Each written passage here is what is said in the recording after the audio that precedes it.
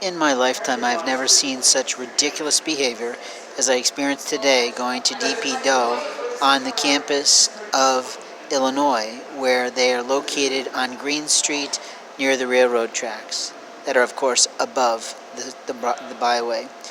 In reality, the woman barely talked to me. She was busy putting condiments in bins, and I walked in and I said, "Could you help me, please?" She said, "No, we don't have any," and she literally went back to her work. I was so pissed off at her response that I tried again. And I found that not only was she not listening, she admitted she wasn't listening, and then she didn't understand her role. Her role as a college student working for an owner of a restaurant was to stop what she was doing, come to the counter, speak to me and greet me into the restaurant and say, "Welcome to our restaurant. Welcome to our pizza stand," if you will, and welcome me into the opportunity of buying or selling or doing something engagement with her restaurant. But instead, she insulted me. She took away my right to speak. She thought that her little girl rights to tell me no to whatever she thought or presumed I was going to talk to her about was her right was greater than mine as a consumer of that prospective opportunity she was offering. You see, when a woman decides that a man's rights aren't worth it, they will cut them off. They will walk away. The other night I was sitting outside of a little cafe I like to sit at, sometimes on the adult side of town. I like to call it that because there's more restaurants and mainly bars and pubs there. That's got nice outdoor eateries and cafes. And I was seated against a wall doing something for myself, and a woman walked up and said, "Do you like cookies?" She had an entire box of double stuffed Oreos in her hands, and openly I said, "Yes, I do, but I'm allergic to chocolate." And she just started to kind of play with me a little bit, and so I simply said, "On what green earth would you presume to walk up to a total stranger and force feed them food that you don't know whether or not they need, want, like, or desire in this moment in time?" Normally, people walk up and say, "Hi, my name is such and such. I'd like to talk to you about the situation that I'm thinking you might be in to determine whether or not that's factual or not, and then see how I might utilize my resources of time, money, energy, or food to help you in your predicament." You see, there's a very different approach of presuming someone is in need versus assuming someone's in need. Presuming means I'm pretty sure, I'm pretty confident that I've got this straight, but I'm going to check with a qualifying question as to whether or not you need help. Assuming just assumes a control, a right of someone else's, that I'm going to walk into this gas station, I'm going to produce for you a bag of Doritos, and I'm going to force you to eat it.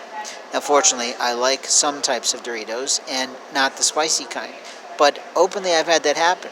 And in that moment, I felt a little bit insulted because the person didn't ask me, A, if I wanted them, B, if I would have preferred something else, or C, whether or not I would even intend to eat them. Sometimes people just offer just to take it back.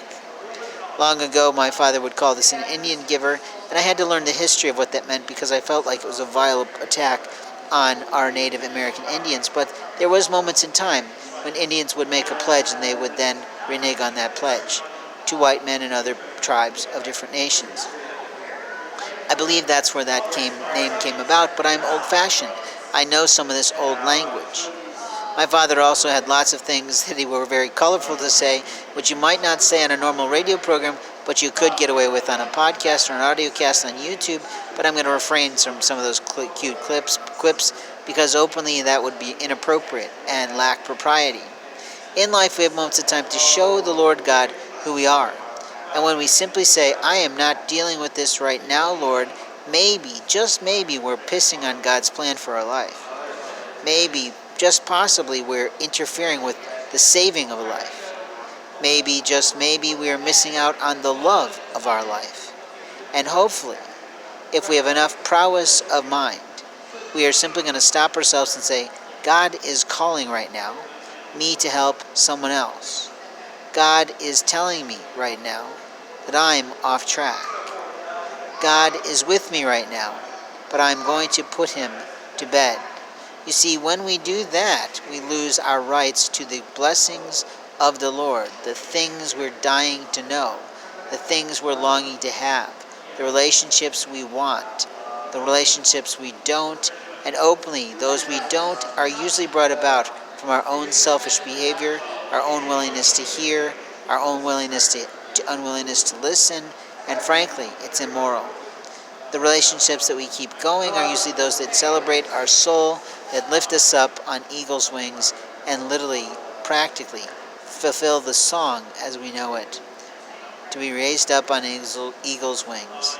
Now my mouth is a little bit plied because I've not eaten yet for the day. I don't know precisely what time it is, but openly I am hungry. The pitch is being played, so I'm starting to fall asleep, and that makes me slur my words a little bit more. In life, we have moments of time to show people how we feel, and the best moment is now in every relationship of your life.